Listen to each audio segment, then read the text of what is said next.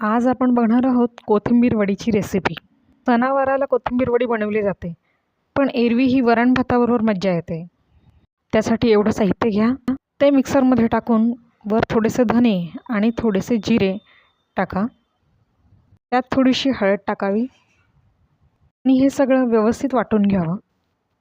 त्यानंतर कोथिंबीर 2-3 पाण्याने व्यवस्थित धुवून घ्यावी आणि मग 10-15 मिनिटं निथळत ठेवावी। निथळल्यानंतर बघा अशी कापून घ्या। वडीसाठी आपल्याला जे लागणारे साहित्य आहे बेसन, तीळ, वाटलेला मसाला, तो आपल्याला थोडा थोडा त्याच्यामध्ये टाकायचा आहे। पीठ मी 1 वाटी घेतलेलं आहे, पण नंतर तुम्ही तुमच्या अंदाजाप्रमाणे पीठ थोडंसं वाढवू शकता। मेन म्हणजे काय आहे की आपल्याला त्याचा गोळा बनवता आला पाहिजे। मी घरचंच पीठ वापरते। तुमच्याकडे घरचं पीठ नसेल तर बाहेर जे रेडीमेड पीठ मिळतं त्याच्यानेही तुम्ही बनवू शकता। आता त्यानंतर आपण तीळ टाकलेले आहेत आणि हिंग थोडंसं, कारण की डाळ आहे।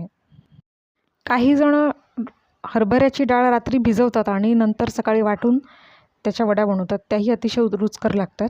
टाकतानाची धडपड संपल्यानंतर आपण त्याच्यामध्ये थोडासा सोडा आणि चवीप्रमाणे मीठ टाकायचं, वाटलेला मसाला टाकायचा। तळून घ्यायच्या आधी आपल्या हाताला व्यवस्थित तेल लावून घ्यायचं, आपल्या हाताची आग होत नाही। हिरव्या मिरच्याच्या वाटणामध्ये आपण जर हात घातला तर नंतर बराच वेळ दाह राहतो। त्यानंतर व्यवस्थित मळून घ्यायचं, थोडंसं पीठ टाकायचं, नंतर गोल गोल वड्या करून अशा याच्यावर ठेवायच्या वाफवायला। अर्धा तास वड्या वाफवल्या। गॅसची फ्लेम ही मंद होती। वड्या पूर्ण थंड झाल्यानंतरच तळायच्या आहेत। पहा कशा सुंदर दिसत आहेत आणि चवीलाही उत्कृष्ट आहेत। अशा नवनवीन रेसिपी बघायला माझ्या चॅनलला नक्की सबस्क्राईब करा।